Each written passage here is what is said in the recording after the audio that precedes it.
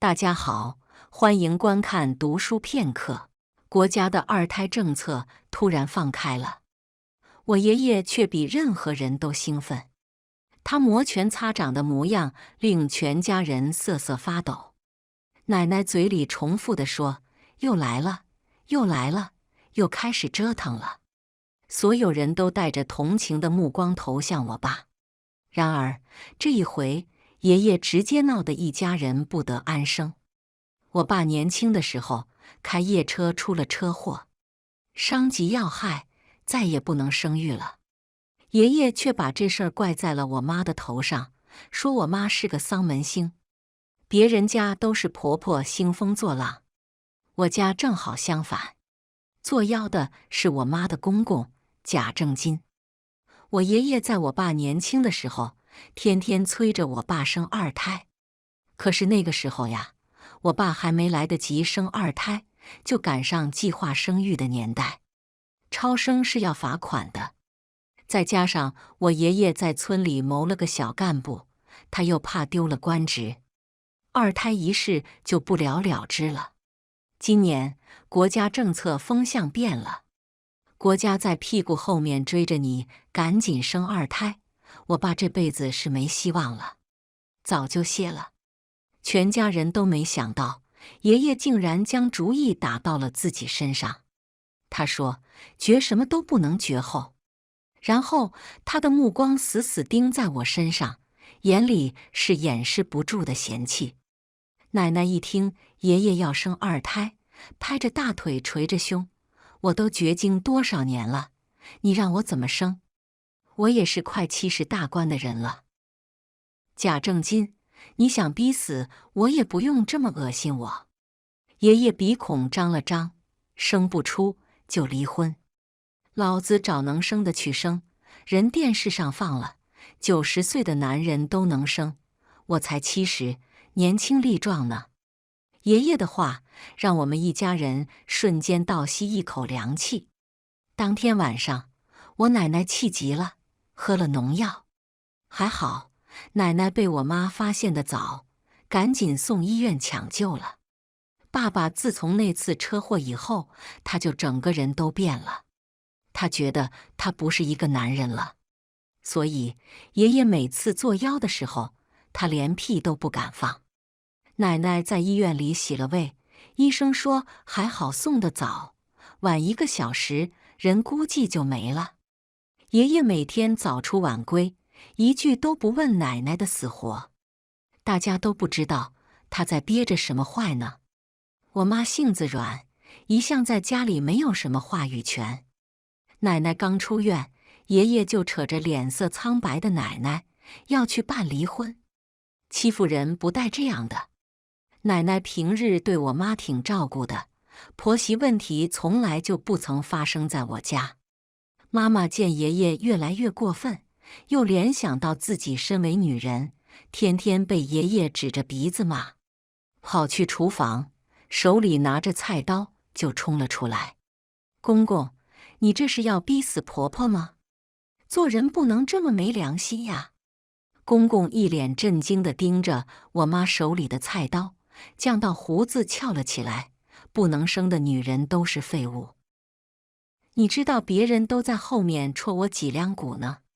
你们不能生，那我就自己上，我咋的了？我有什么错？说完，上前一步，夺下我妈手里的刀。别看我爷爷70岁了，力气倒是不输年轻人，提着刀就冲向了我妈。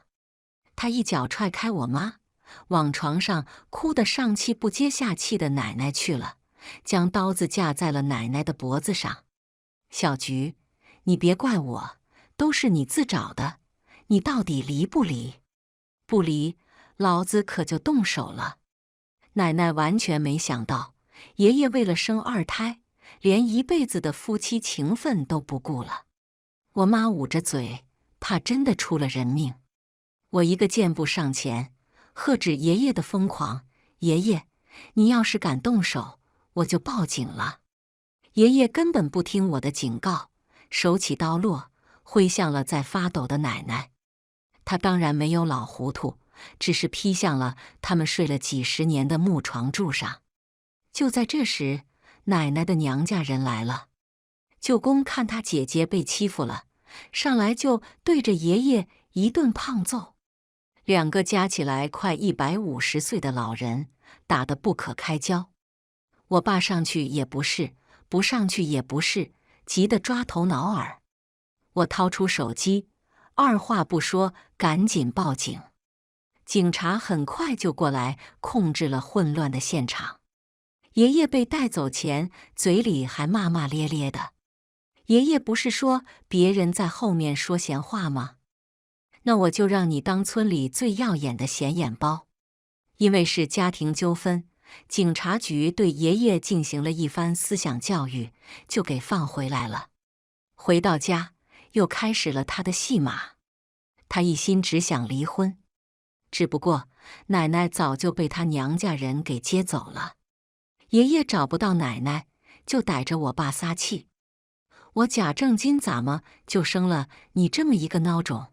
你老子下午被你那个舅舅按在地上打，你就傻子四处在一边。你算个什么东西？我生二胎是为了啥？还不是为了你？但凡你那个东西还能用，我还用折腾我一身贱骨头吗？混账东西！你还不如死了算了。爷爷的话越来越难听，一点都没有顾及我们儿孙辈在场，嘴里的脏话不过脑子，句句像刀子一样刺向我爸。我爸的脸色也愈发难看。我看到我爸的手握紧了，又松开了。他铁青着脸，从兜里掏出一包烟，一根接一根地抽了起来。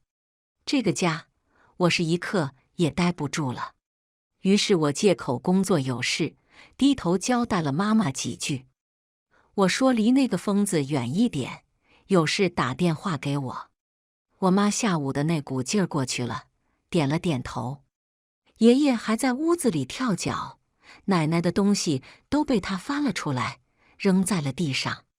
走了大老远，还能听到爷爷发火的声音：你们一个个顶个屁用！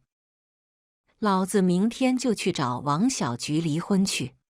我从小就不受爷爷待见，虽然我也姓贾，可是爷爷根本就没把我当成他的亲人。小的时候，妈妈受了委屈，躲进屋子里偷偷抹眼泪。我进去，站在她身边不说话。妈妈眼里含着泪，不断地跟我说：圆圆，你可得给你妈争口气，一定得好好读书。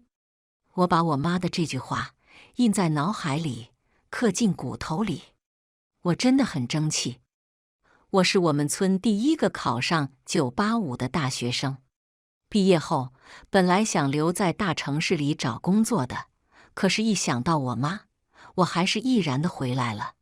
所幸，我们这一块赶上政府的扶持，外企、私企跟雨后春笋一般的遍地开花。我如愿找到了一家外企，工资待遇是1万出头，跟北上广比不了，但是比下还是有余的。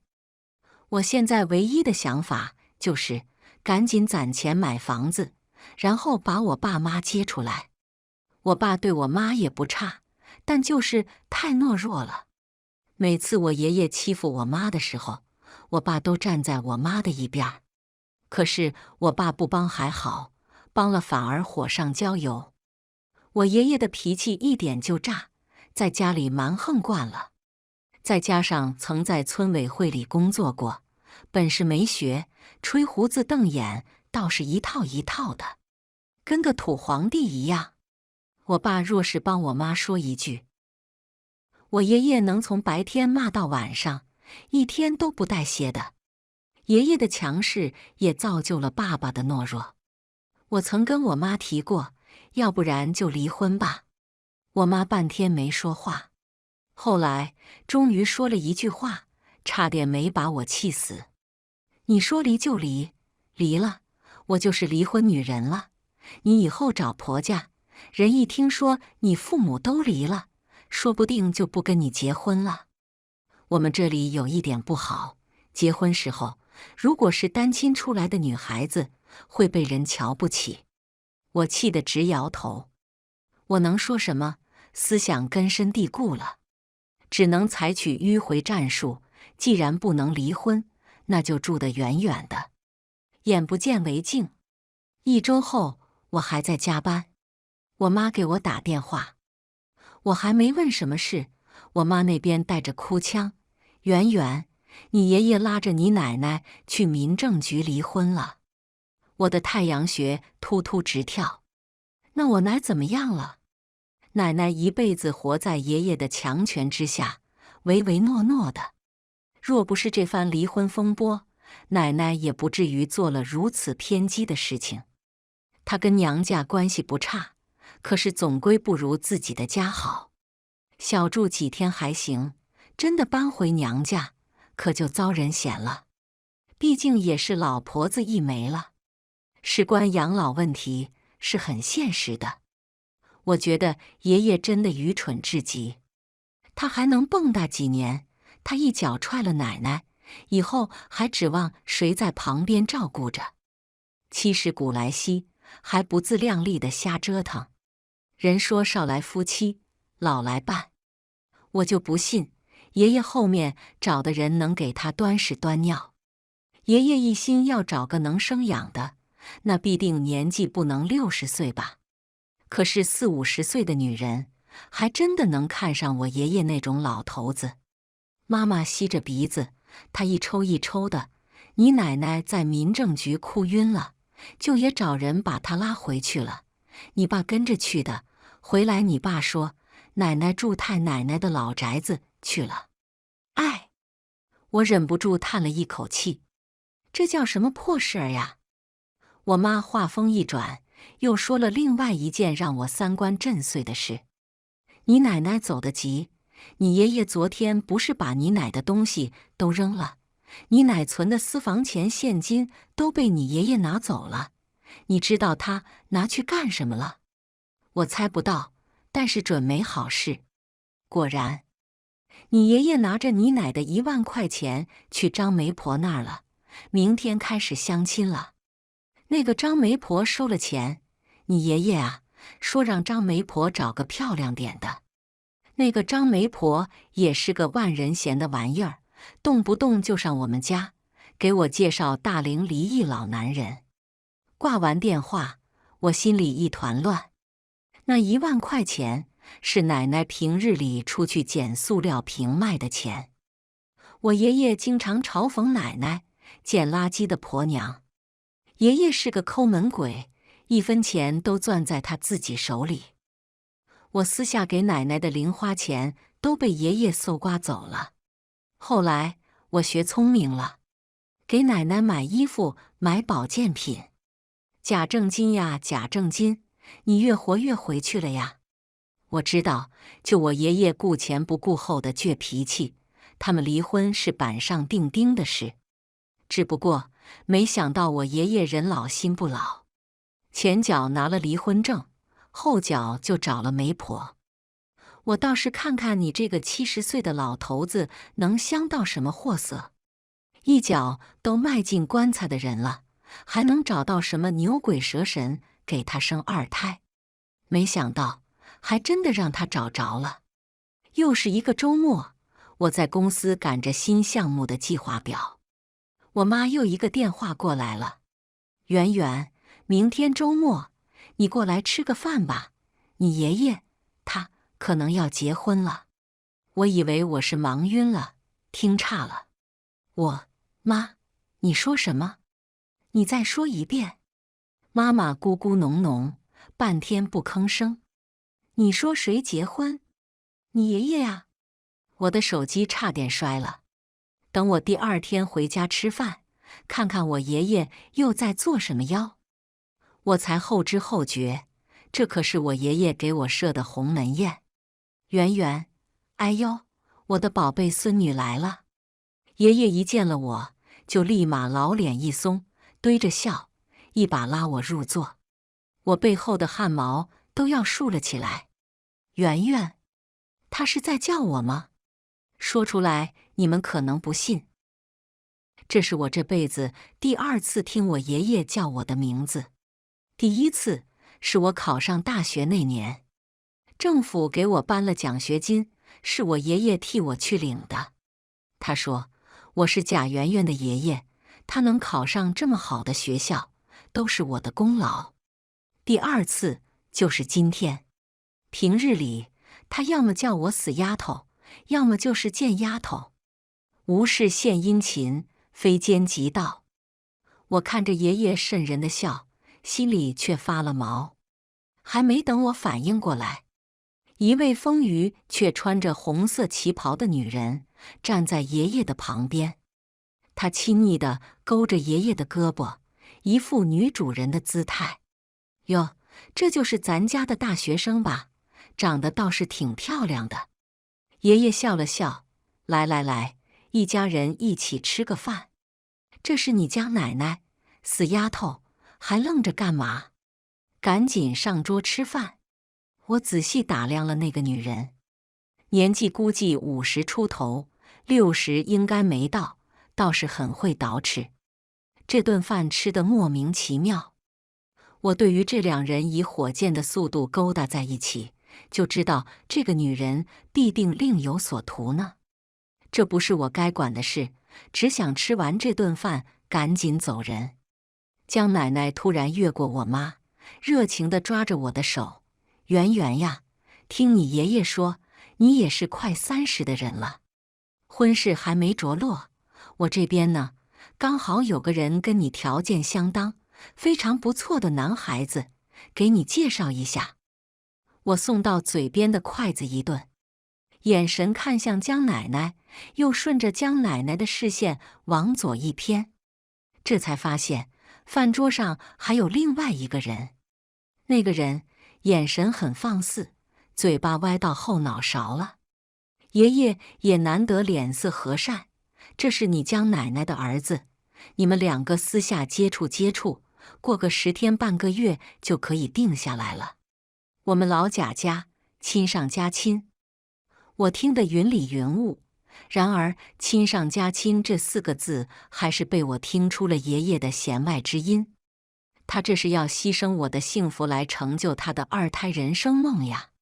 我爸拧着眉跳出来反对：“爸，圆圆的事让他自己看着办吧，你就别掺和了，毕竟也是一辈子的大事。”爷爷一记凌厉的眼刀飞过去，我爸反对的声音越来越小。我妈气得身子发抖，扶开张奶奶搭在我身上的手：“爸，你的事我们小一辈的管不到，但是圆圆的婚事还得看圆圆。”我妈向来在大事上没有决定权，但是事关我的终身幸福，不可能任凭爷爷乱来。爷爷为了抱得美人归，要拿我这个孙女成全他自己个儿的幸福人生呢。一看他那个儿子，就知道没几个姑娘会看得上他。做没做相，还贼眉鼠眼。我霍地站了起来，态度决绝：“爷爷，你要结婚是你的事，哪怕你结100次，跟我也没关系。但是，你拿我做人情，让我去嫁给他。”我指着正在抖腿的江奶奶儿子：“我送你2个字，做梦。”爷爷见一家人都跳出来反对，在他的新欢面前让他丢了面子，真以为自己是太皇上呢？让我结婚就结婚，脑子有泡！厉声呵斥道：“死丫头，你想造反呀？还有你们1个2个都要气死老头子我！”他边说边抄起一盘菜，往我这边对了过来。我看到盘子朝我飞过来，一躲，却听到身后一声惨叫：“啊！”扔过来的盘子砸在了我妈的头上，瞬间鲜血直流。有什么事冲我来，可以，可是你伤了我妈，我就不会跟你客气。我让我爸赶紧拿急救箱，给我妈止住血。我面无表情地盯着作精爷爷，手一扬，掀翻了桌子：“你不是吃饭吗？我让你吃。爷爷被掀起来的桌子撞到了地上，捂着老腰，哎呦哎呦直叫唤。江奶奶跺跺小脚，上前去检查爷爷的伤势。哪有孙女打爷爷的？你不怕天打雷劈呀你！我捡起脚边的一盘菜，直接扣在了我爷爷那没有几根毛的头顶上。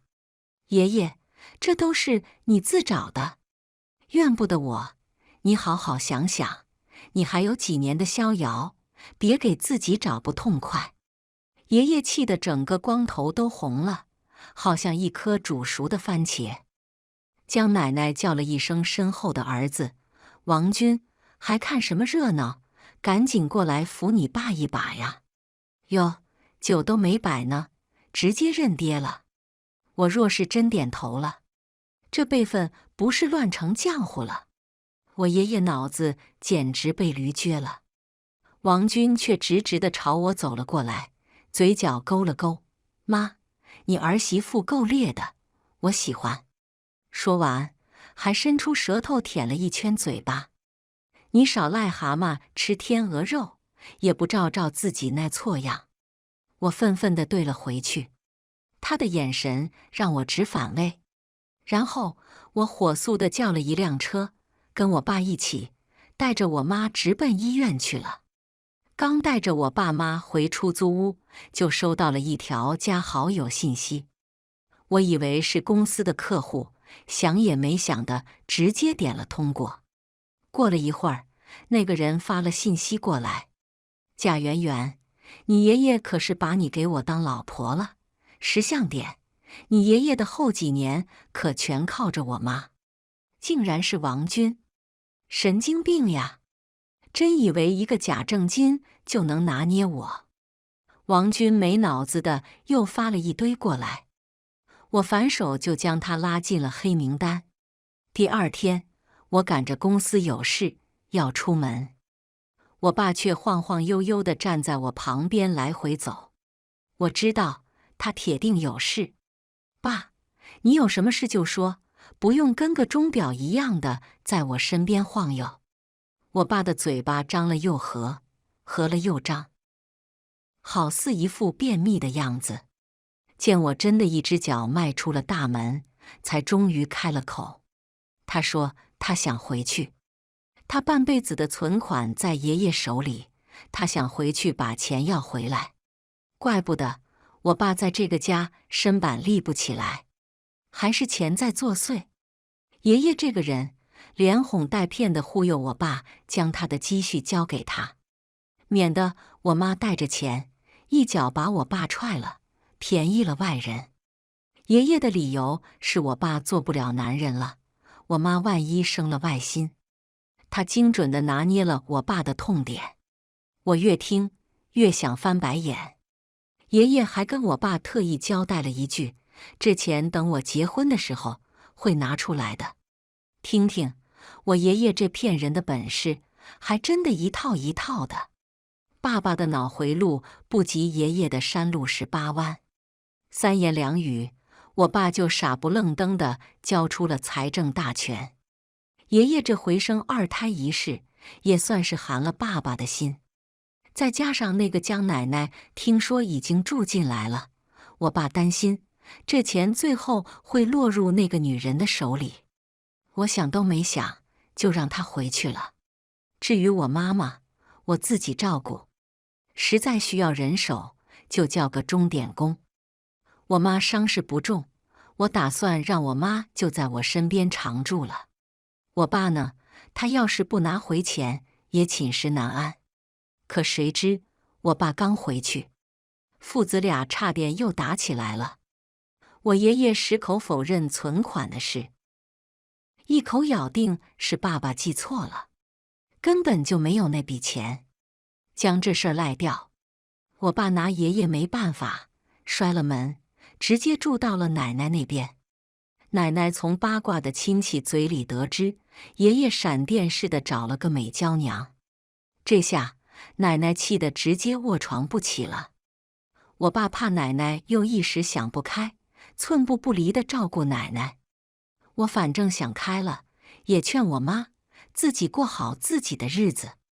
爷爷一门心思的生二胎，等到他躺床上，吃喝都要人伺候的时候，就知道后悔了。这一天迟早会来的。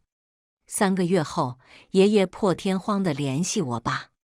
我爸刚开始是拒接的，后来爷爷不死心，又连番的打。我妈说：“是不是家里又出了神妖事？接起来吧。”我爸这才不情不愿地摁了接听键。只听见我爸嗯了几句，临挂前还反复地确认：“爸，这次你可不能蒙我。”然后就匆匆挂了电话。自从上次闹翻了以后，爷爷的事我问都不问。我爸没好气地来了句：“我爸下个月就办酒了。”说是。我妈是个急性子，一看我爸这种难以启齿的模样，你爸都要办酒了，你爸到底说了什么呀？我爸，那个女人真怀孕了。我靠，老蚌怀猪呀！他又来了句，他让我们一起去喝他的喜酒。我想也没想的拒绝，要去你们去，我不去。我低着头继续扒拉这饭。我爸一脸为难：“圆，你爷爷干的荒唐事，你以为我有脸去喝酒吗？”他说了，只要我们去喝酒，他就把我的那笔钱还给我。你就当帮爸爸，把钱拿回来以后，那老爷子就让他有多远滚多远，我呢就照顾你奶奶去了，好不好？老头子说要将钱还给我爸，上次闹得这么难看，还委婉地向我爸道了歉。那是我爸一辈子的积蓄，不能便宜了爷爷跟那个女人。我最终还是在他巴巴的眼神下，同意去喝酒了。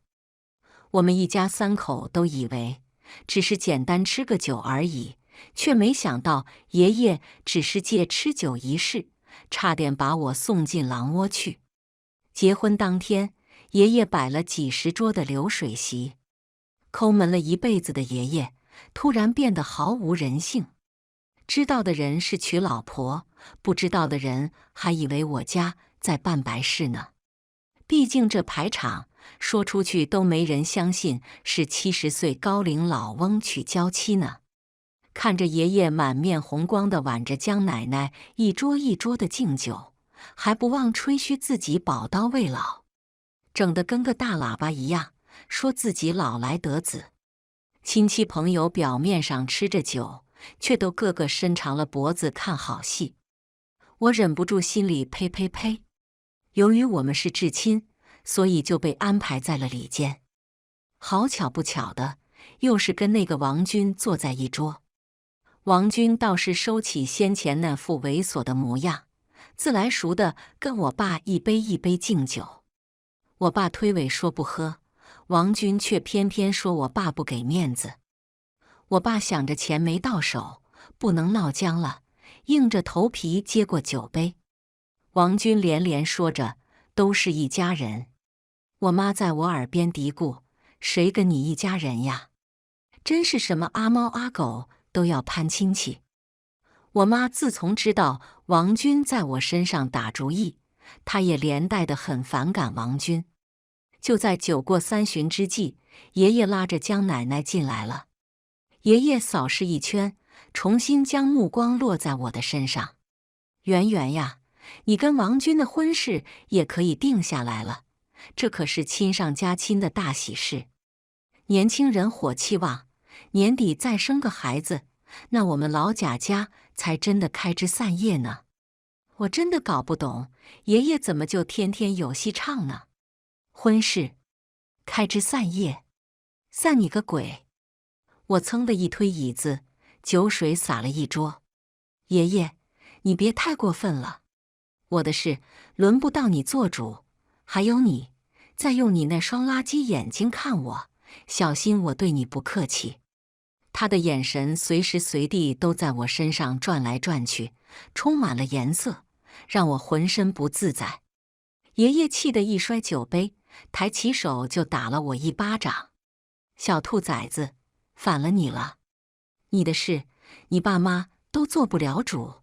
我说要你嫁，你死也得嫁。你嫁过去，那也是便宜了我们自己家。你懂个屁呀！我抡起面前的酒杯，朝着爷爷的脸一扬。呵呵，咱们家就你最能耐，活到老，折腾到老。再一看我爸，涨红着脸趴在桌子上。我爸在王军一杯接一杯的敬酒中，早就喝得不省人事。我妈杵了杵我的胳膊，圆圆，咱们走吧。许是第六感，我也感觉有点不对劲。王军越过众人，拽住我的手臂，走。去哪儿？贾圆圆，你爷爷早就答应我了，今天你哪儿也不许去。老子今天就办了你。这时一直没说话的江奶奶出声催促道：“儿子，你别废话了，赶紧拉进里屋。”他又怕外面的宾客注意到这边，进门的时候就顺手就关上了门。我心里警铃大作。我妈想拉着我冲出房间，刚踏出一步，就脚软地往地上一扑。我也越来越乏力，跟我妈一起摔在了地上。王军放肆的手一捞，将我抱了起来，大横扛在肩头，转头就要往里屋去。我拼命地挣扎，捶打着王军，试图逃脱。可是也不知道王军在菜里下了什么药，我的力气一点都使不上。我妈吓得眼泪都出来了，脸色刷得惨白一片，哭着求王军放开我。外面像是安排好似的，锣鼓喧天。我妈的声音被掩盖了。说时迟，那时快，一声巨响，大门被踹开。舅公带着他的儿子闯了进来，一看见爷爷，舅公就嘴巴放鞭炮似的冲着爷爷来了。贾正金呀，贾正金，你丧尽天良，你就是个假正经。我妹妹为了你家劳心劳力一辈子，你说翻脸就翻脸，我让你娶老婆，我今天就送你上西天。老混蛋！舅公气势如虹，大手一挥，几个健壮的儿子一拥而上。舅公是我昨天晚上通知的，爷爷做事这么绝，不替奶奶讨回点公道，我都觉得对不起我奶。我妈拉住舅公其中的一个儿子，让他赶紧去里屋救我。还没等王军对我做什么，王军就被打得鼻青脸肿。我喝了点水，渐渐缓了过来，力气恢复大半以后，我趔趄地走到躺在地上起不来的王军，抬起脚往他下身一踹，他立马杀猪似的惨叫一声，又一把拽住他的衣领，送了他2个大笔兜。舅公大闹爷爷的酒席，来吃酒的人都在舅公骂骂咧咧的大嗓门中被赶走了。爷爷来不及收宾客的红包，他原本是想趁着办喜酒大捞一笔，人算不如天算，到头来被舅公搅黄了。舅公人多势众，他也不敢放肆，嘴里直嘟囔着：“完了，完了，亏了，亏了。”我爸酒醒以后，听到爷爷联合王军对我做的那些龌龊事，不顾众人的阻挠，要将王军打死。我妈怕真的打死王军，我爸就得坐牢，死命拉住。爷爷说要报警抓舅公，让舅公赔偿他的损失费。我站了出来，说那就报警先抓你。爷爷自知理亏，瞬间偃旗息鼓。多亏了舅公的及时来闹场，才阴差阳错地救下了我，不然我就真的被这个王八蛋给玷污了。爷爷见我又要报警抓他，堆着假笑来跟我求和。他说一人各退一步，他不报警抓寻衅滋事的舅公跟他那几个儿子，那我也不要报警。舅公为人正义，他说报警就报警，顶多拖着个老身子骨去拘留所住几天，全当旅游了。我看了一眼王军母子，觉得还是不能害了舅公，毕竟任舅公也70出头了，万一进去有个好歹，这份救命之恩也还不上了。王军那个畜生，我一定不会放过他的。我勉为其难地同意了，但是我不会轻易噎下这口恶气的。我爸这回是真的硬气了，说要跟爷爷断绝父子关系。最气人的是，爷爷完全没觉得他做错了。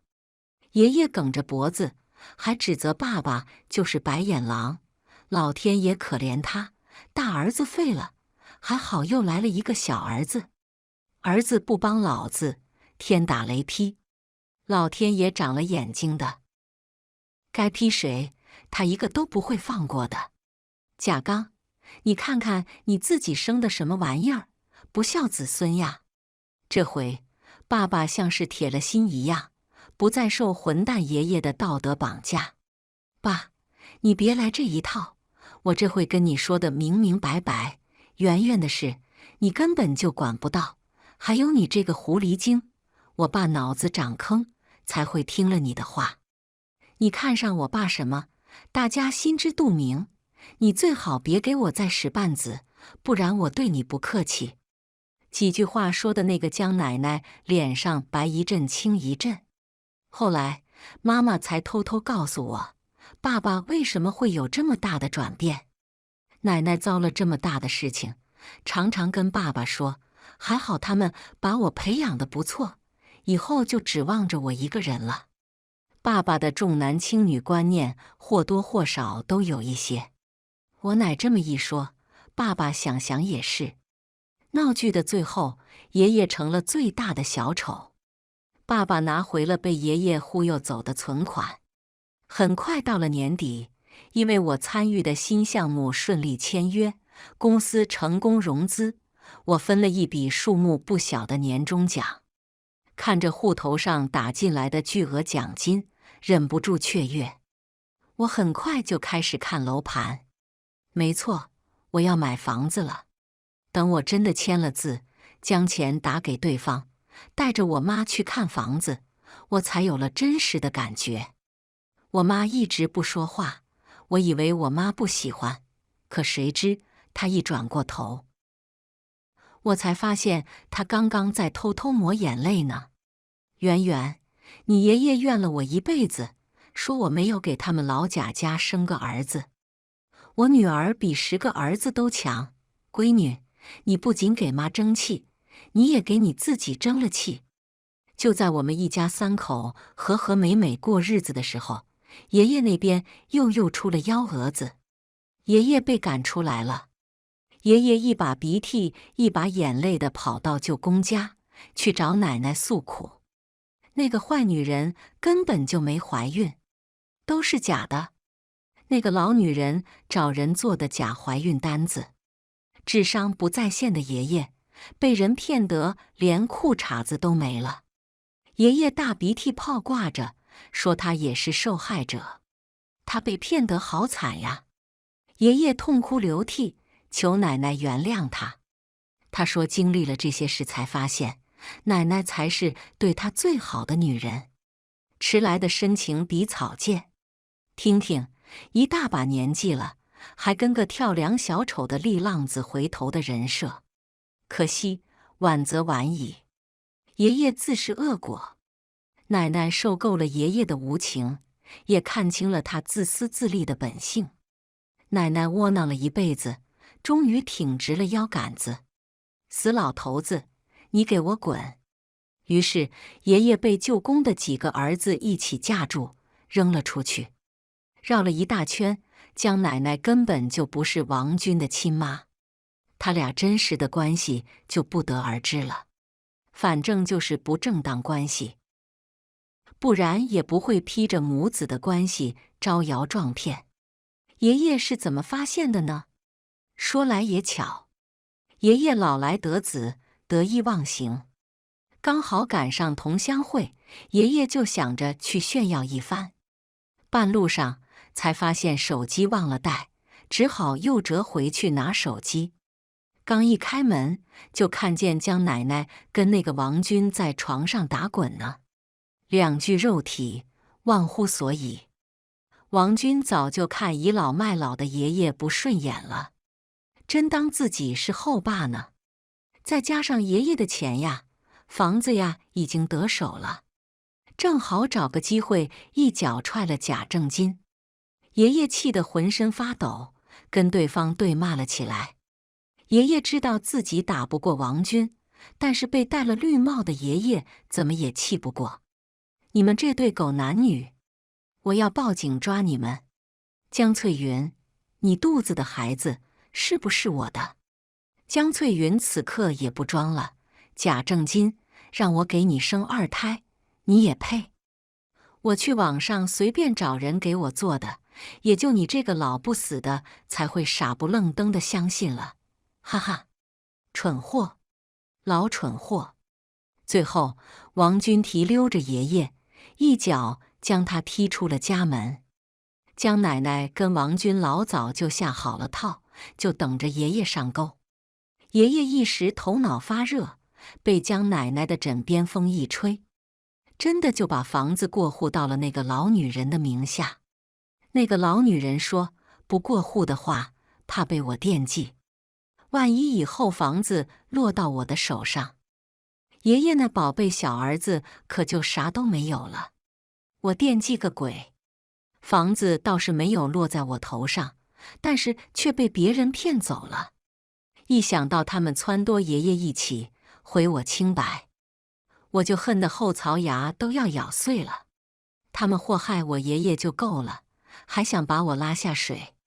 至于我爷爷呢，被舅公他们赶出来了以后，到处打听我爸的下落。后来也不知哪个多嘴的亲戚告诉爷爷，我们现在住的地址。老头子天天堵在小区大门口，嚷嚷着要进来。还好，我们小区的物业管理很严，爷爷根本就进不来。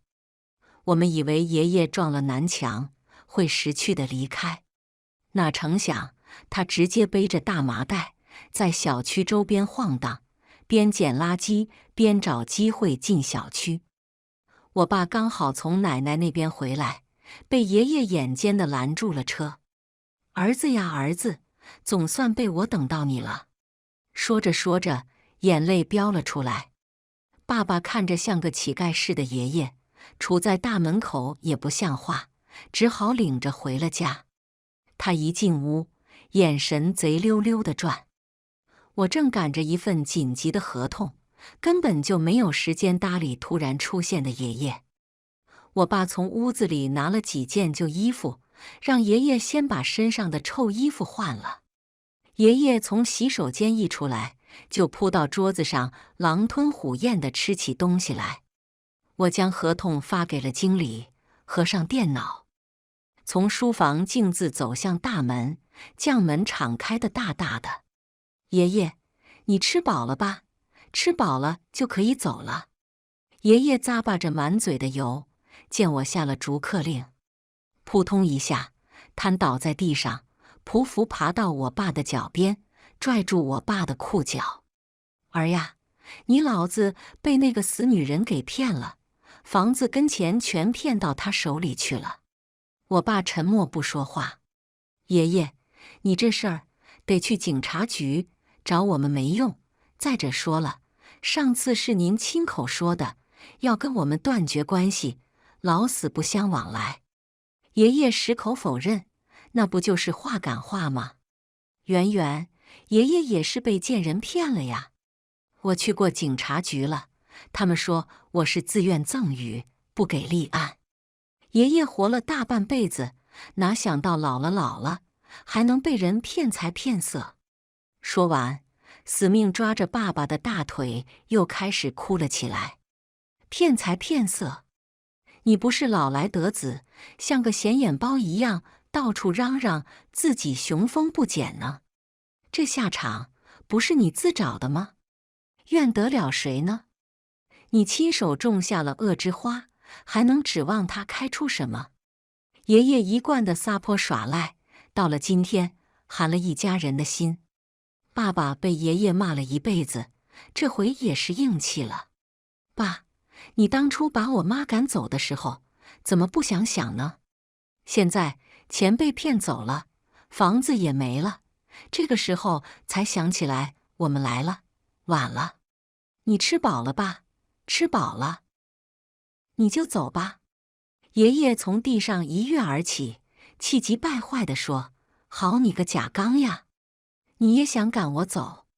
你要是不养我，我就告你。”我最见不惯的是我爷爷窝里横的做派，果断出手。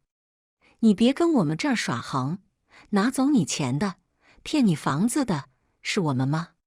凭什么你闯的祸，让我们这些晚辈给你擦屁股？你走不走？你不走，我就叫保安了。爷爷轻蔑的一笑：“贾圆圆，这就是我家，我哪儿也不去了。哟，搁我这儿耍赖皮呢？”我一句废话都不跟爷爷多说，拿起电话就叫来了物业。物业经理5大3粗的，一看就是不好惹的。几个保安一起将爷爷钳制住，像抓小鸡一般，把脏话连篇的爷爷一路扛出了小区。妈妈绘声绘色地给奶奶讲了爷爷的事，奶奶就一个字：该。其实得知爷爷的房子落入了那对假母子的手里以后，我就私下匿名发了一个帖子在网上，照片上自然有那对假母子。我始终觉得这两人心思缜密，步步为营，一看就是老手。就我爷爷那个酸老头样，有3分风情的江奶奶怎么就瞧上了他？还冒着高龄风险生2胎，不现实呀！他们踩着法律边缘反复横跳，我当然不可能轻易放过他们。于是我整理了照片，就将上次爷爷结婚生2胎，却逼迫孙女陪嫁新老婆儿子一事发到了某个论坛里，图文结合。这事儿过于魔幻，噱头足，趁着社会热议，迅速在网上发酵，几度冲上论坛的榜首。没想到，还真的被我误打误撞对了。帖子有了曝光量，热度持续。很快的，曾被江奶奶骗婚骗钱的受害者都站了出来，1个、2个、3个，越来越多的受害者家属。当时参加过酒席的年轻人也纷纷将更多酒席上的照片贴了上去，让那些受害者辨认。随后，我爷爷的祖宅地址也被扒了出来，受害者纷纷找上门去找那个老女人算账。这江奶奶呀，是个惯犯，她专门挑70岁左右的男性下手，美其名曰是西洋恋。你还别说，上了贼船的老人还不少，轻则损失万把块钱，重则闹得老人家家里不得安宁。老人的子女去报了警，江奶奶老早就脚底抹油，溜之大吉了。钱呢，多半是色迷心窍的老人自己自愿给的。老话说，家丑不外扬，再加上立案手续繁琐，时间长，全当吃了个哑巴亏。江奶奶就是钻了这个法律灰色地带的空子，到处寻找合适的目标下手。而这回她是贪心过了头，竟然骗了房子。估计她也是想尽早出手的，不过房子是在老城区的郊区一带了，不好卖。堵上门的受害者越来越多，群情激愤。江奶奶日日躲在家里，不敢出门半步。我私下联络了一些被她骗取金额大的受害者，跟我爸一起去警察局报了警。至于那个王军，更不是什么好赖货，吃喝嫖赌样样不差，还欠了一屁股的高利贷。爷爷的那些钱都被王军拿去还债了。我当然不肯轻易放过这个贱男人。我跟我爸又单独去了一趟警局。我要告他强奸罪。舅公第一个跳出来当证人，因为人证很多，他想赖估计也难了。不是不报，时候未到。后来我又去平台发了一封感谢网友的信，多亏了这些正义的网友，我才能这么快地将那对假母子绳之以法。房子兜兜转转，又回到了爷爷的手里。只不过纷至沓来的那帮受害者们将老房子折腾得破烂不堪，门被踹坏了，墙壁这边一个洞，那边一个窟窿。爷爷三头两头找爸爸诉苦，说他是老糊涂了才会猪油蒙了心，让我爸赶紧给他接到新家住，老宅子一天都住不下去了，人死在里面都没人知道。我妈听了，从我爸手机里传出来的鬼哭狼嚎，起身走进房间，关了门。我爸转头又望向了我，我双手一摊，坚决地摇了摇头。我爸捏着手机，斩钉截铁地说：“爸，该给你的抚养费，我一分都不会少你。至于其他，无能为力。”爷爷自找没趣，孤零零的一个人住在老宅子里，修葺房屋需要不少钱，爷爷根本拿不出钱。听说他经常拿着一个大尼龙袋子出去捡塑料瓶子。